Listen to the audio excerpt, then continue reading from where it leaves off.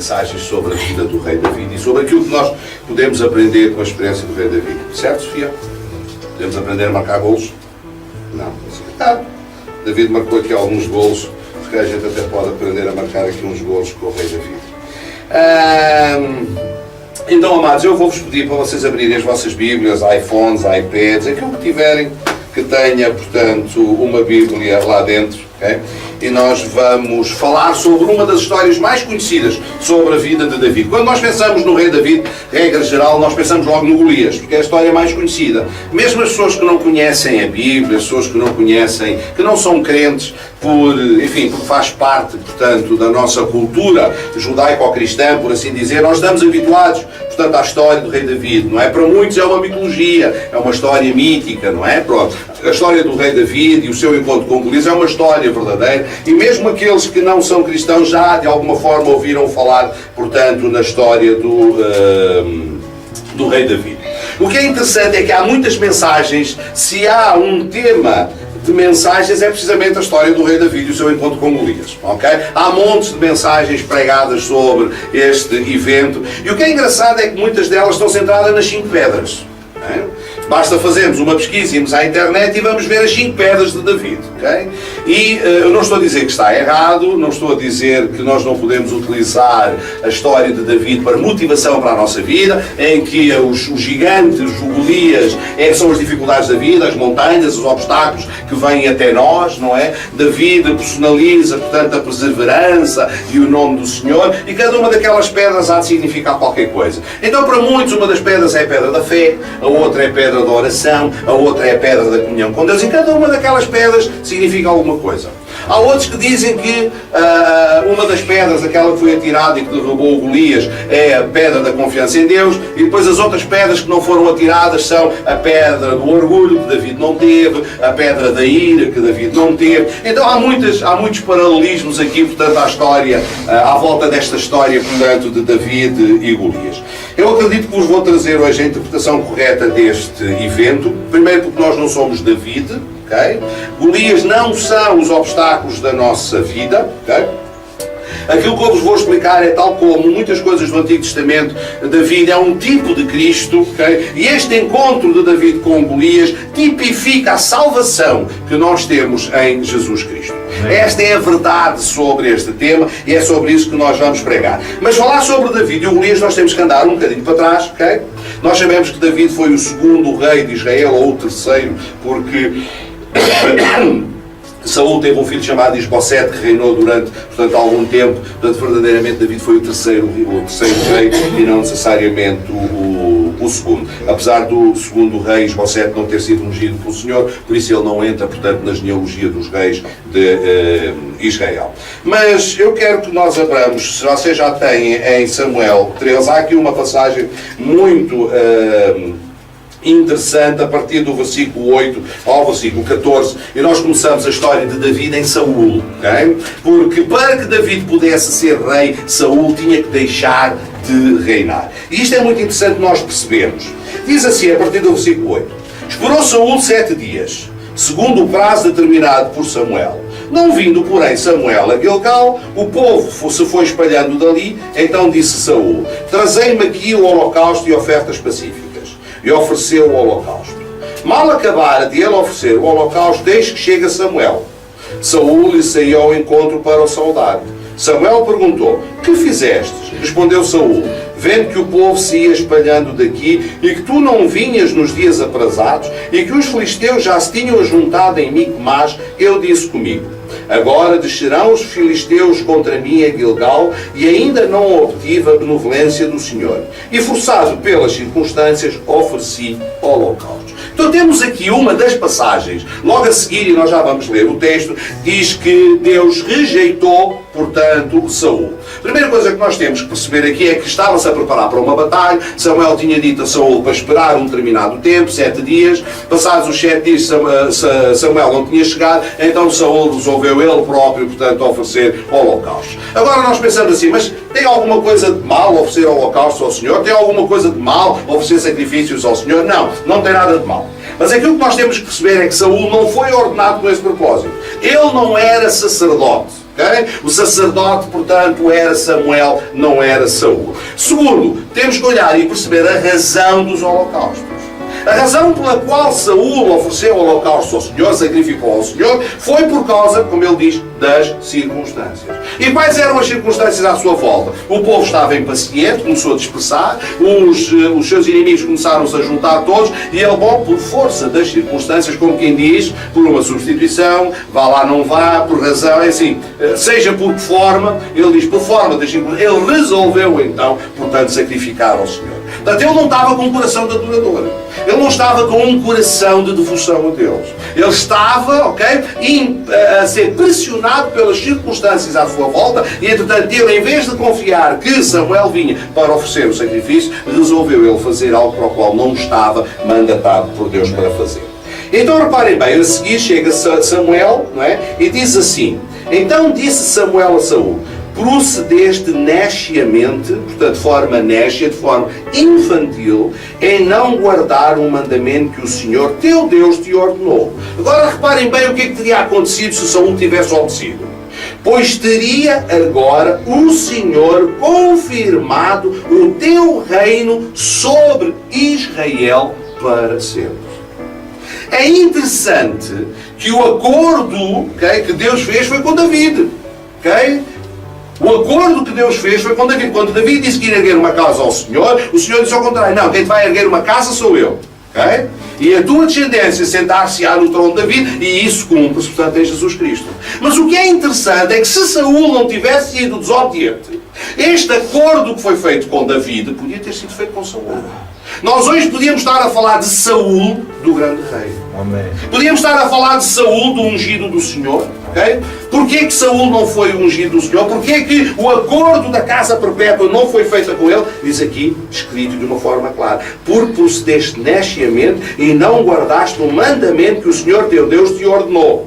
Pois teria agora o Senhor confirmado o teu reino sobre Israel para sempre. E depois diz, já agora não subsistirá o teu reino. E vem aqui a promessa de um novo rei sobre Israel. Diz assim, o Senhor buscou para si um homem que lhe agrada e já lhe ordenou que seja príncipe sobre o seu povo, porquanto não guardaste o que o Senhor te ordenou. Amados, agora isto é interessante. Saul, o primeiro rei de Israel, ungido sobre o rei de Israel, e de repente o profeta chega ao pé dele e diz assim, olha, deixa-me dizer-te aqui uma coisa, se tu tens obedecido a Deus, a tua casa ia subsistir para sempre. Mas agora, como desobedeceste, Deus vai levantar um outro rei. É lá, espera aí. Isto é alguém estar a trabalhar, né, sabendo que tem um lugar em causa. Sabendo que de um momento para o outro, que ele não sabe quando, nem sabe quem, não é? Alguém vai tomar o seu lugar.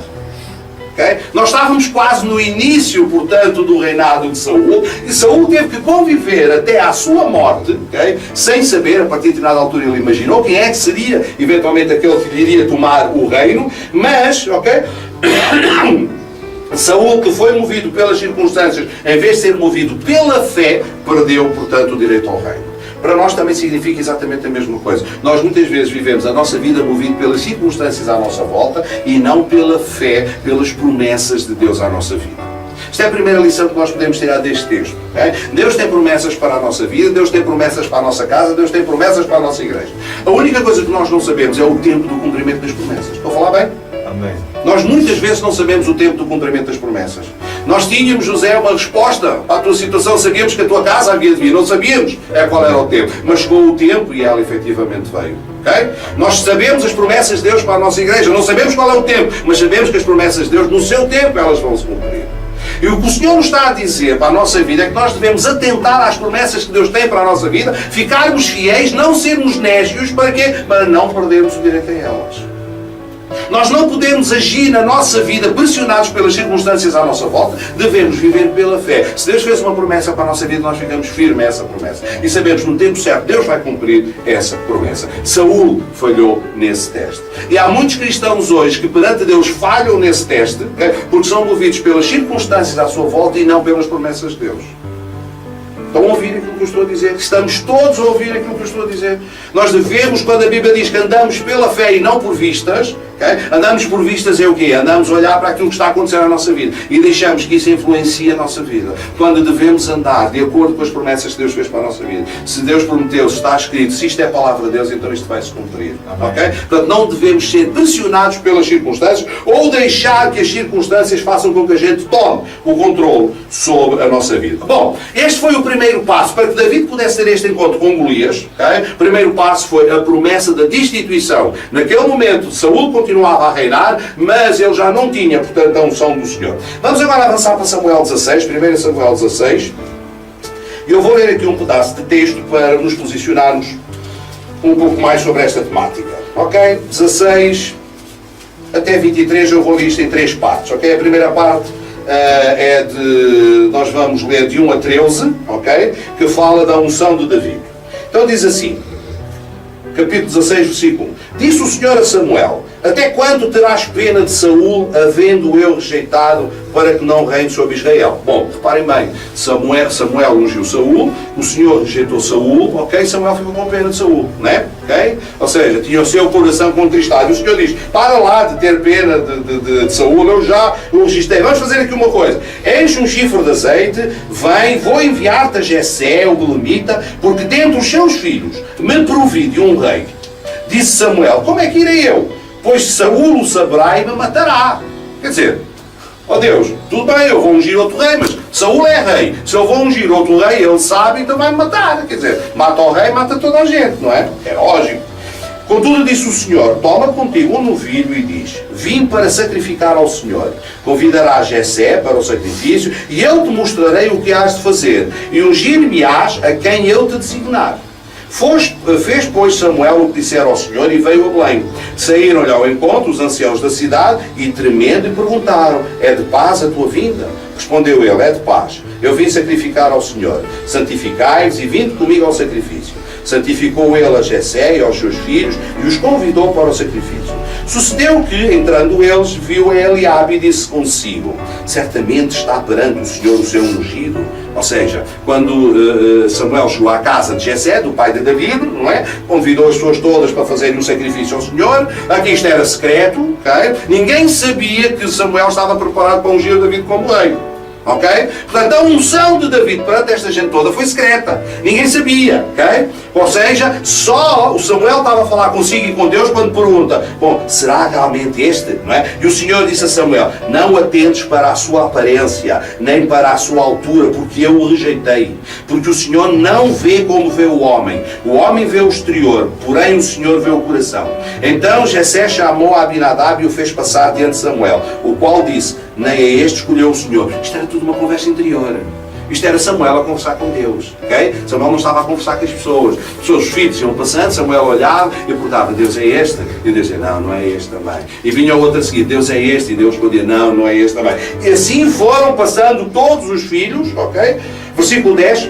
Assim fez passar Jessé os seus 7 filhos diante de Samuel. Porém Samuel disse a Jessé: o Senhor não escolheu estes.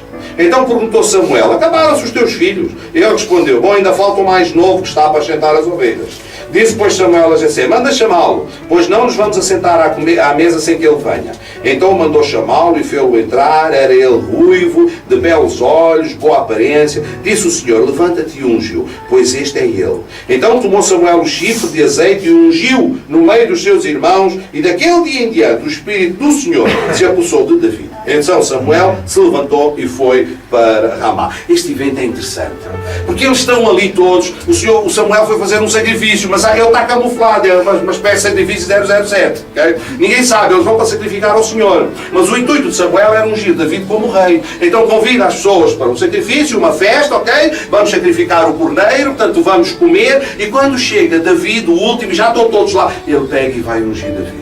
E todos aqueles irmãos e a família devem ter olhado e disse: mas coisa estranha, porquê é que ele está a ungir o jovem?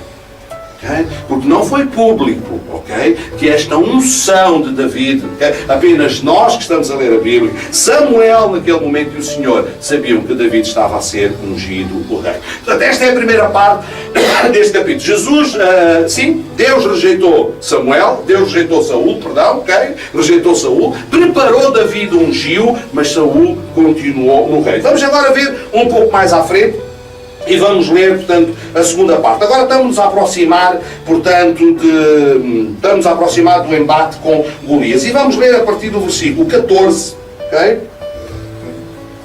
Versículo 14. 16, esperem.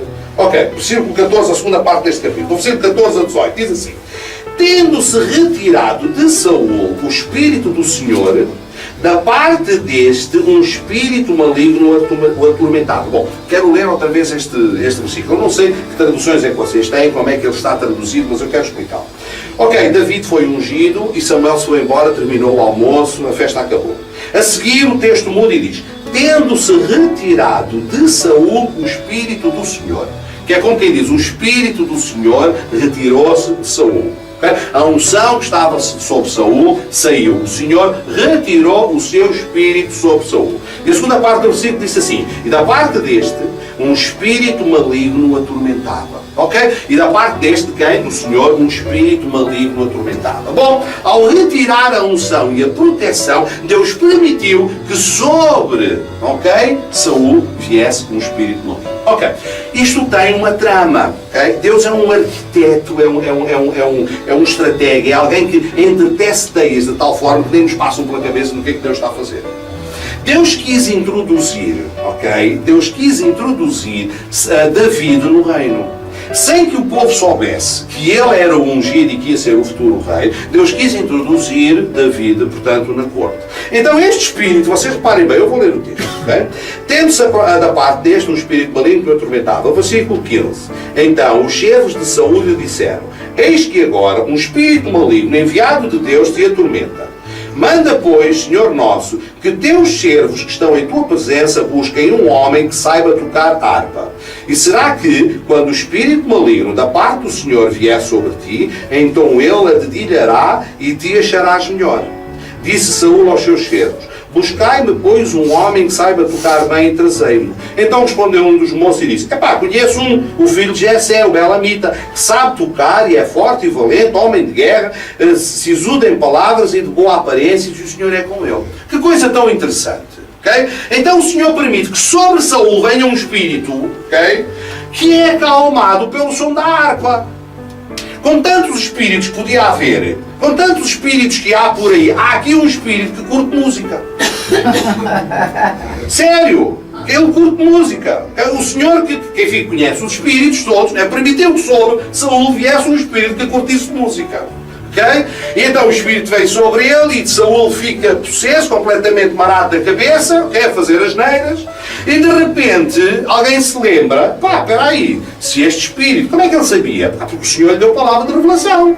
Para perceber: olha, este espírito vem, espera aí, precisamos de alguém que saiba tocar. Olha que engraçado. Israel com tanta gente lá dentro, e há um pastor de ovelhas lá, não sei aonde, que de repente sabe tocar harpa. Então vamos buscar David. Quando o espírito começar aqui a fazer as neiras, então o miúdo toca a harpa e aquele se acalma.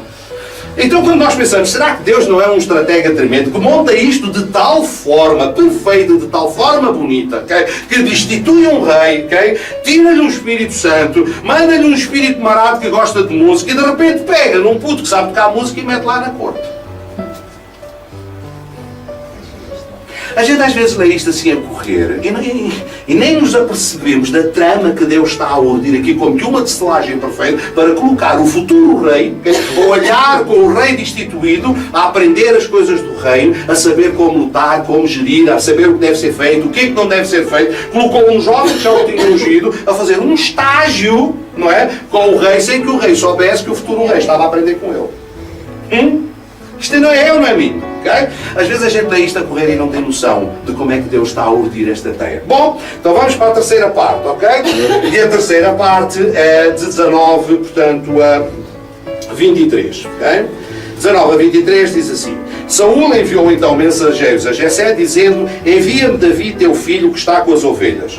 Tomou, pois, Jessé um jumento e o carregou de pão, um odre de vinho, um cabrito, enviou-os a Saúl por intermédio de Davi seu filho. Assim, Davi foi a Saúl e esteve perante ele, e este o amou muito e o fez seu escudeiro. Portanto, Saúl recebeu David, amou muito David, fez de David seu escudeiro, que era um puto que andava com o escudo.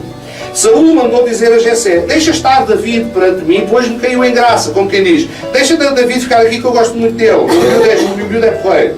E sucedia que quando o espírito maligno da parte de Deus vinha sobre Saúl, David tocava a harpa e dedilhava. Então Saúl sentia alívio e se achava melhor. E o espírito maligno se retirava dele. Bem, eu agora, depois de ler esta parte, eu não sei se o espírito maligno gostava ou não gostava da música. Porque quando ele começava a tocar, portanto, ele saía, né? Agora não sei se David tocava mal, o espírito gostava de música, David tocava mal e David começava a tocar e ele vazava, não é? Ou então se era ao contrário. Bom, mas três coisas aqui acontecem. David acha favor junto do rei Saúl. Ok?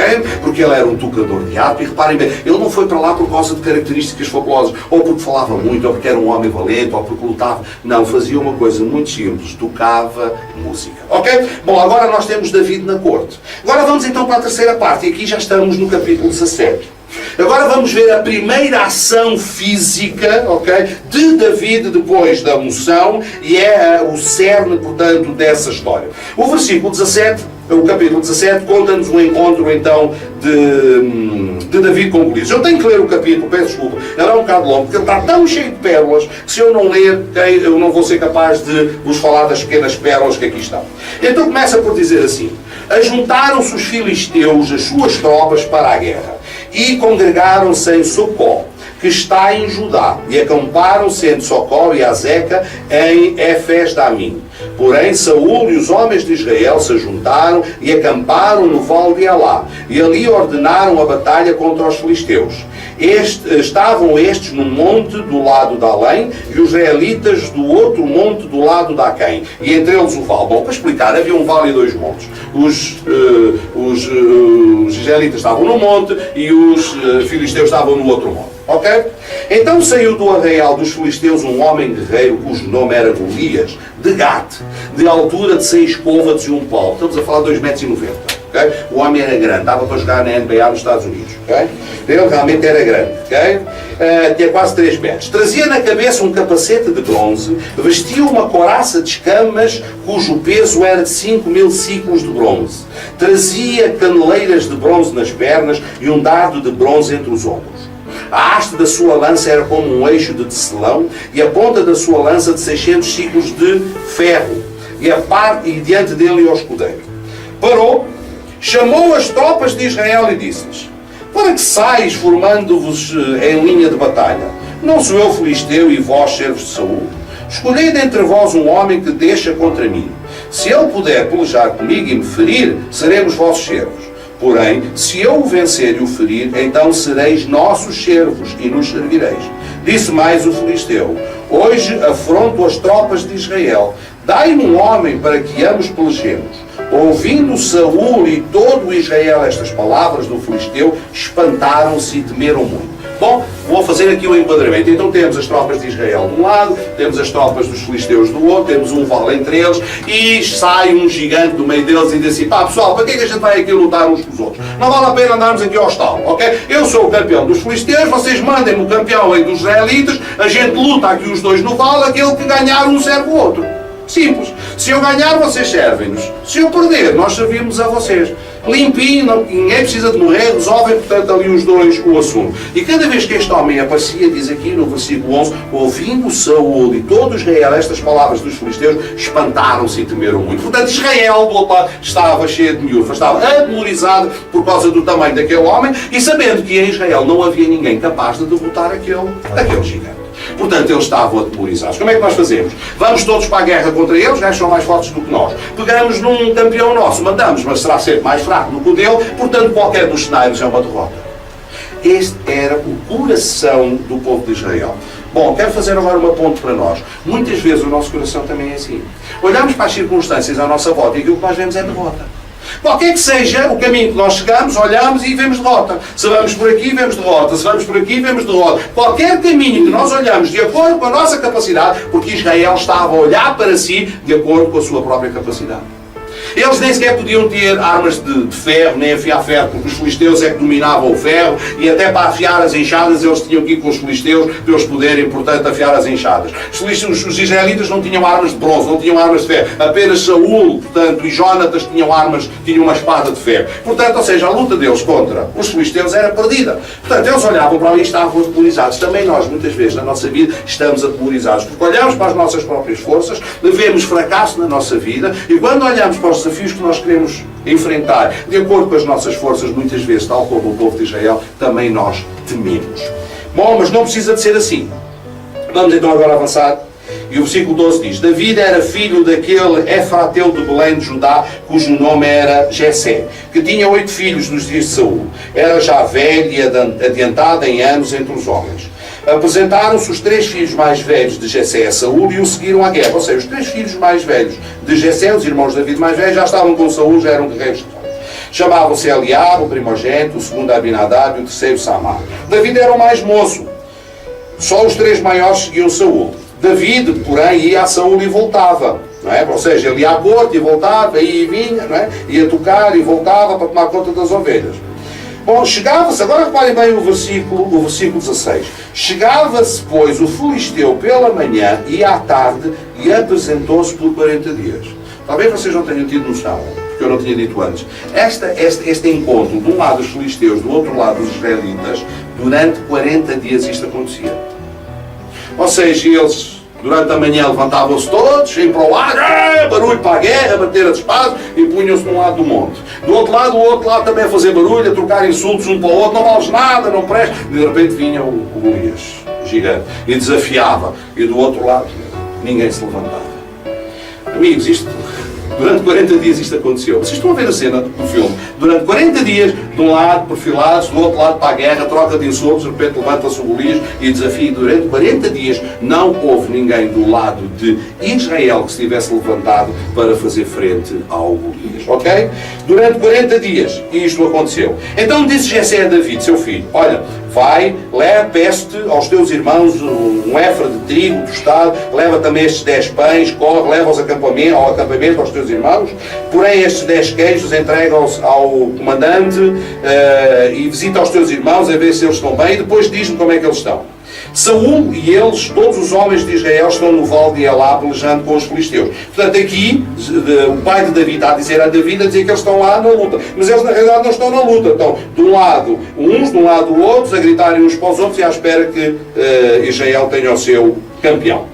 David, depois, no dia seguinte, se levantou de madrugada, deixou as ovelhas com um guarda, carregou-se e partiu, conforme Jessé lhe ordenara. Chegou ao acampamento, quando as tropas saíam para formar-se em ordem de batalha e a gritos chamavam à peleja. Ou seja, isto acontecia todos os dias de manhã. Eles levantavam-se, iam para a formação, gritavam, né? Incitavam à peleja, mas nada acontecia. Os israelitas e filisteus se puseram em ordem, fileira contra fileira. David, deixando que o trouxera aos cuidados do guarda da bagagem, correu à batalha. E chegando, perguntou a seus irmãos que estavam bem. Enquanto David andava a falar com eles, eis que vinha subindo do exército dos filisteus o duelista, cujo nome era Golias, o filisteu de Gade, e falou as mesmas palavras que antes falara. Ok? Bom, todos os israelitas, vendo este homem, fugiam de diante dele e tremiam grandemente, e diziam uns aos outros: viste aquele homem que subiu? Pois subiu para afrontar Israel. Ok? Então isto, conforme já disse, repetia-se por aqui fora. Agora, quero parar um pouco a leitura e vamos nos centrar em algumas coisas que são importantes. Quem era este Golias? Quem era este Golias? Fazem ideia de quem era este Golias? Vocês vão se surpreender. Golias significa esplendor. Golias significa esplendor. Ele era conhecido por Golias, o filisteu de Gate. Golias, o filisteu de Gate. Okay? Estas palavras são fundamentais para nós percebermos o aspecto espiritual deste texto. Okay? Golias significa esplendor. Filisteu significa imigrante. Filisteu significa imigrante. Imigrante porquê? Porque eles não eram naturais dali, eles eram chamados filisteus, eram chamados imigrantes, porquê? Porque eles tinham vindo das ilhas do Mediterrâneo, provavelmente da Grécia, Chipre, e tinham ficado naquela costa mediterrânea, tinham ali 5 cidades-estado, e uma dessas cidades-estado chamava-se Gat. Okay? Só que a palavra filisteu, que hoje deu origem ao nome Palestina, vem da palavra Palash. E Palash significa rolar na lama. Significa rolar nas cinzas. Então reparem bem, nós temos aqui um homem chamado Golias, que na verdade se chama Esplendor, okay? Cujo esplendor de Gat significa que, o filisteu, portanto, significa que rolava na lama. Okay? Então o que é que significa rolar na lama? O que é que significa chafurdar na lama? Está a fazer uma alusão ao pecado. Então ele é um esplendor. Eu vou-vos dizer antecipadamente, este Golias fala de Satanás. Este seu esplendor, porque Satanás apresenta-se como um anjo de luz, este esplendor é um falso esplendor, porque é um esplendor que rola na lama. Este esplendor fala do pecado e de tudo aquilo que ele representa. Ok? E Gat, o que é que significa Gat? Significa prensa de vinho. Prensa de vinho. Então temos aqui um homem chamado Esplendor, da Filisteia, que significa que vem de Palash, de rolar na lama, okay? E que vem de uma cidade que na realidade se chama prensa de vinho, prensa de vinha. Amados, se nós formos à promessa de Gênesis, okay, que quando Adão e Eva pecaram e quando Deus lança a maldição sobre a serpente e diz que porá inimizade entre a tua descendência e a descendência dele, e a tua descendência lhe pisará a cabeça e tu lhe morderás o calcanhar. Desde esse momento que existe inimizade, que Satanás quer destruir a descendência da mulher, porque sabe que a descendência da mulher, okay, que a descendência da mulher vai esmagar a cabeça da serpente. Amém, irmãos? Amém. Não sei se vocês estão a perceber o que eu estou a dizer. Desde o início, okay, que Satanás sabia que um redentor para todo o povo havia de vir. Satanás sabia. Porquê? Porque o próprio Deus lhe disse: porém inimizade entre a semente da mulher, que é Jesus, e a tua semente.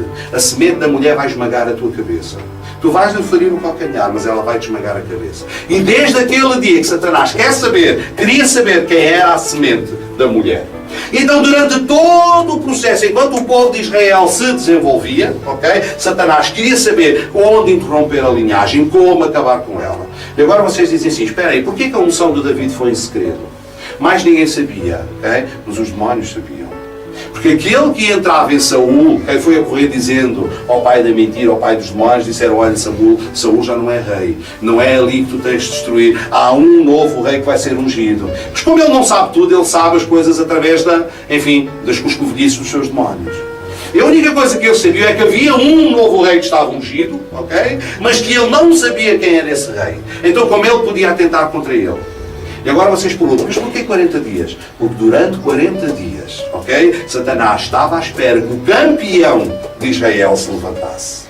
Okay? Estava lá Satanás para o derrotar. A figura de Golias fala, portanto, da figura do mal, fala de Satanás. Estava lá à espera para derrotar a semente da mulher.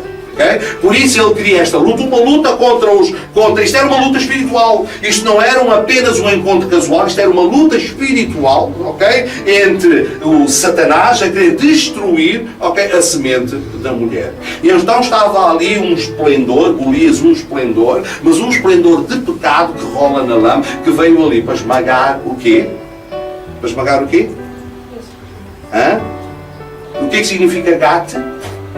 Prensa de vinho. E quem é Jesus? A videira verdadeira. Okay? A videira. Ele estava ali, tudo isto é espiritual. Ele estava ali para esmagar a videira verdadeira, que era Jesus Cristo, e interromper o plano de Deus para a salvação, portanto, de todo o homem. Amém, amados? E isto é o que significa Jesus, ok? Esta batalha, estes 40 dias de espera, era Satanás à espera, portanto, de que o Filho de Deus se manifestasse de alguma forma, da linhagem que levasse, portanto, à salvação. Portanto, esta batalha de David com Golias é uma batalha de expressão messiânica, ok? Portanto, este Golias, nós podemos, e vamos abrir em Colossenses 2,15, e eu agora quero retomar um bocadinho aquilo que eu tinha dito no início. Quando nós apresentamos esta batalha, este encontro de David com Golias, apenas numa expressão de metáfora para a nossa vida, tal como David derrotou Golias, nós temos que derrotar também os gigantes da nossa vida, ok? Nós podemos fazer isso, mas na verdade nós não somos David. Golias não são os obstáculos da nossa vida, nem as 5 pedras são as coisas que nós podemos usar para vencer os obstáculos. Eu já digo outra vez, não te preocupes, ok? Já lá vou. Foca-se naquilo que eu estou a dizer neste momento. Esta batalha é uma expressão messiânica, ok? David é um tipo de Cristo, ok? David não significa, eu não terminei de dizer onde é que é Colossenses, eu já digo. David é um tipo de Cristo, ok? Portanto, David não está aqui a simbolizar a nós. Okay? Portanto, quando nós dizemos tal como David venceu Golias, nós também vamos vencer os obstáculos da vida. Okay? Não é isso que este texto significa. Não é isto que este texto está a falar. Nós não somos David, Golias não são os obstáculos da nossa vida. Cristo é David, okay? Golias fala da servidão do pecado. Golias é os principados e as potestades que foram destruídas por Jesus. Pode abrir então Colossenses 2,15. Colossenses 2,15. E nós avançamos já para o fim. Colossenses 2,15 diz assim: despojando os principados e potestades, publicamente os expôs ao desprezo, triunfando deles na cruz. Quando David derrotou Golias, okay, derrotou-o publicamente. Okay? Golias era o capitão, era o campeão, era o líder guerreiro, era o esplendor de todos os filisteus, que, como nós sabemos, simboliza o pecado. Okay? Portanto, tal como o Egito significava o pecado, portanto, na altura do Êxodo. Aqui o que é que Jesus fez? David, ao lutar com Golias e ao matá-lo, despojou a cabeça. Portanto, o que é que David fez? David atirou com uma pedra. Okay? Não foi a pedra que matou Golias, a pedra derrubou Golias. Depois David pegou na espada de Golias e cortou-lhe a cabeça. Okay? A cabeça é símbolo de quê? Símbolo de autoridade. Okay? Ao cortar a cabeça de Golias, cortou a cabeça do pecado. Okay? Cortou a cabeça dele. Depois fez o quê? Expôs, okay, publicamente. O que é que aconteceu? Os filisteus começaram todos a correr, fugiram, e os israelitas foram atrás deles e mataram-os e destroçaram-os. Ou seja, eles foram o quê? Expostos publicamente. Só que Jesus, eu digo Jesus porque digo claramente, isto é uma obra de Jesus. O que é que David faz a seguir? David corta a cabeça de Golias, pega na cabeça de Golias e leva aonde? Leva a Jerusalém. Okay? Ele leva a cabeça a Jerusalém. O que é interessante nós percebemos é que ao lermos este texto, Jerusalém ainda não era uma cidade de David. Jerusalém ainda era uma cidade jebusita. Okay? David ainda não tinha conquistado esta cidade. Okay? Certo? Portanto, David ainda vivia com Gilgal, Saúl era o rei. Jerusalém era uma cidade jebusita, não tinha ainda sido conquistada. Então porquê que David pega na cabeça de Saúl e vai levá-lo a uma cidade que ele sabe que apenas 30 anos depois, sensivelmente, ele iria conquistá-la e fazer de Jerusalém a cidade de David, a cidade de Deus? Okay? Porque ele foi mostrar, ele foi o quê? Ele foi ao destronar potestades e principados, ele foi mostrar, ok? Ele foi expor publicamente que o pecado estava vencido, que o pecado estava destruído. Ok? Portanto, vamos abrir ainda em Efésios 6. Okay?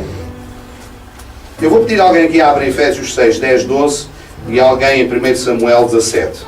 Ok? Sofia, podes abrir em Efésios 6, 10, 12?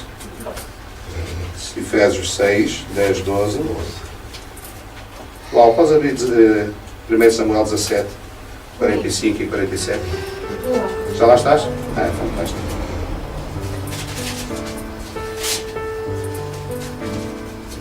Efésios 6, 10, 12. 10 e 12.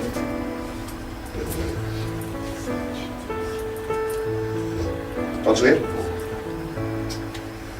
Para que saibamos que o que agora, Assim terá uma vida digna e irrepreensível para o dia da vinda de Cristo.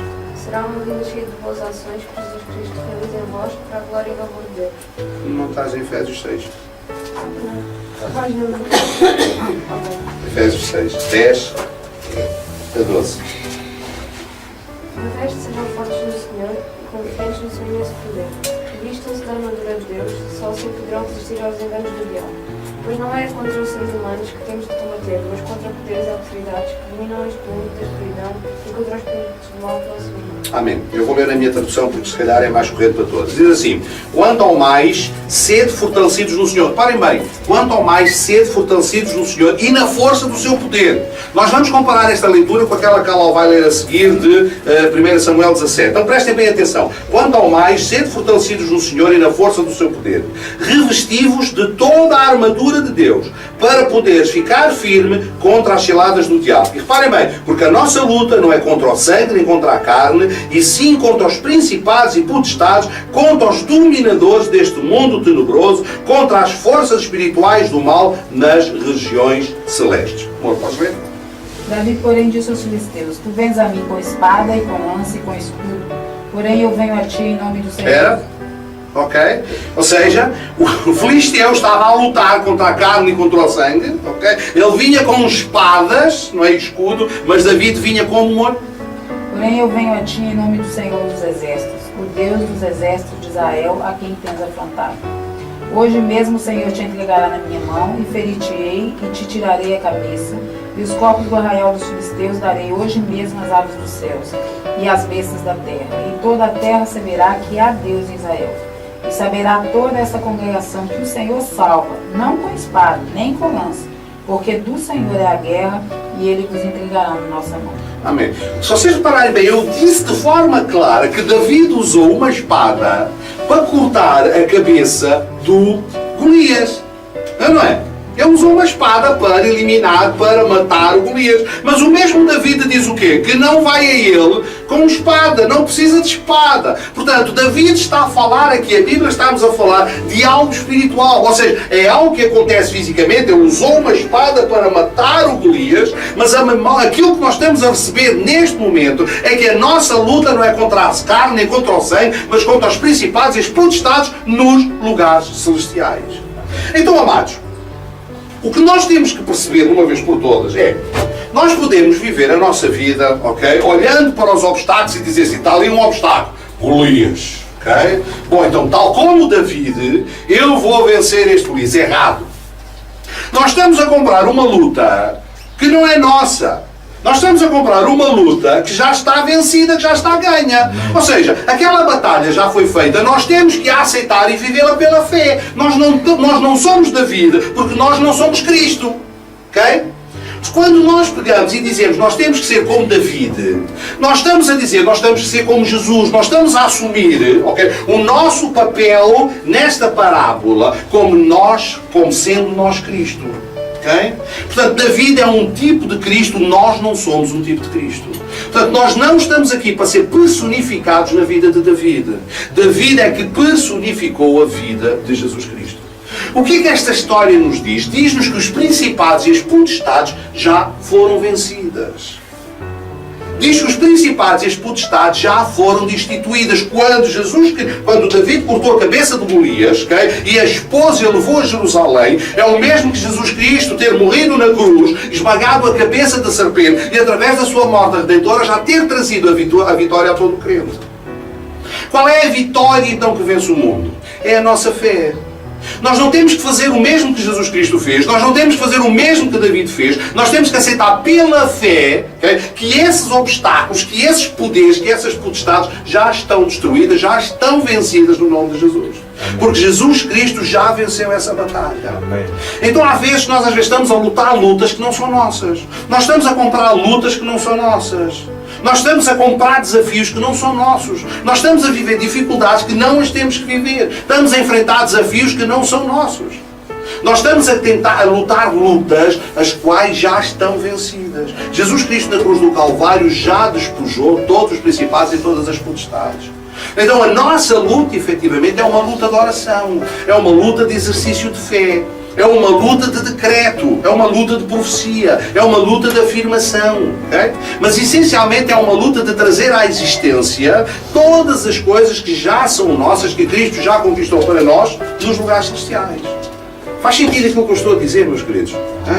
Faz sentido aquilo que eu estou a dizer. Nós às vezes andamos a lutar lutas, okay? Quando na realidade nós só temos ou que ser gratos a Deus por aquilo que já recebemos, ou por ser gratos a Deus pela vitória que Ele já conquistou por nós, e sermos gratos todo o tempo, okay? Por as coisas que Deus vai trazer à nossa vida, que ainda que nós não estejamos a ver, não é? Porque Hebreus 11:1 diz que a fé é exatamente isso, okay? É o firme fundamento das coisas que se esperam e a prova das coisas que não se veem. Portanto, nós não estamos a ver, mas não estamos a deixar que as circunstâncias à nossa volta nos impeçam de perceber que Deus está a mover. Okay? E que a vitória já está ganha, que em Cristo nós somos mais que vencedores. Ok? Portanto, nós temos que ter esta noção. O que é que nós podemos reter da história de David? Primeiro, okay? Não é uma metáfora para a nossa vida. É uma metáfora para a morte de Jesus Cristo e ressurreição de Jesus Cristo. David não somos nós. Okay? David simboliza Cristo. Okay? A vitória de David sobre Golias significa a nossa vitória sobre o pecado. Nós não temos mais que lutar, okay, contra o pecado, porque nós já somos santos. Okay? Nós já fomos feitos santos, somos feitos santificados em Jesus. Esta é a nossa posição. Significa que a gente não pode pecar? Sim, a gente pode pecar, a gente pode tropeçar, a gente pode cair. Mas nós caímos numa posição de santos, ou seja, nós não somos pecadores em busca da santificação, nós somos santos em busca da santificação. Amém. Okay? Nós partimos na posição de santificados e não na posição de pecadores. Okay? Porque nós em Cristo não somos mais pecadores. Nós em Cristo fomos feitos santos. Sempre que o apóstolo escrevia uma carta, ele não dizia aos pecadores que se reúnem na igreja de Corinto, aos pecadores na igreja em Éfeso, aos pecadores na igreja... Não, ele dizia aos santos. Aos santos na igreja de Éfeso, aos santos na igreja de Corinto, aos santos. Sempre que o apóstolo se dirigia aos crentes, ele utilizava a palavra santo, santo, separado, santificado. Claro que, como Paulo dizia, nós não somos perfeitos porque nós ainda habitamos no corpo da nossa carne. Okay? De uma carne que ainda não foi glorificada e não foi transformada. E então ele dizia, esqueçam das coisas que ficam para trás, okay? Mas prossigo para o alvo. Okay? Então é exatamente, nós quando fomos salvos, nós fomos colocados numa pista, okay? Mas é uma pista de santos, onde só correm santos. Ok? É uma pista onde só correm santos. E nós de vez em quando podemos sair das linhas daquela pista, distrair, mas voltamos. Portanto, nós quando pecamos, okay? Nós pecamos em posição de santidade. Nós quando pecamos em posição de luz. Okay? Por isso é que Paulo alerta, todo o pecado que nós pecamos no corpo, levamos o Espírito Santo connosco. Okay? Porque o Espírito Santo, portanto, habita dentro de nós. Portanto, é muito importante nós buscarmos a santidade, é muito importante nós percebermos aquilo que Deus quer e agirmos em função e em conformidade com aquilo que Deus quer, mas tendo sempre a certeza de que essa vitória é uma vitória que já foi vencida por Jesus Cristo da cruz.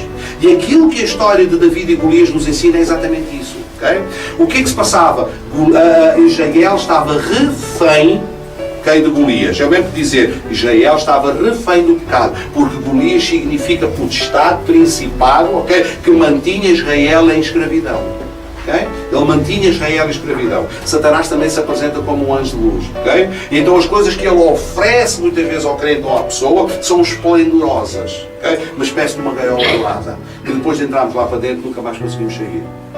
Portanto, é isso que significa Golias. Um esplendor que estava ali para esmagar a videira verdadeira. E isso é o que significa Gat, prensa de vinho, prensa de videira. Ele estava ali para esmagar.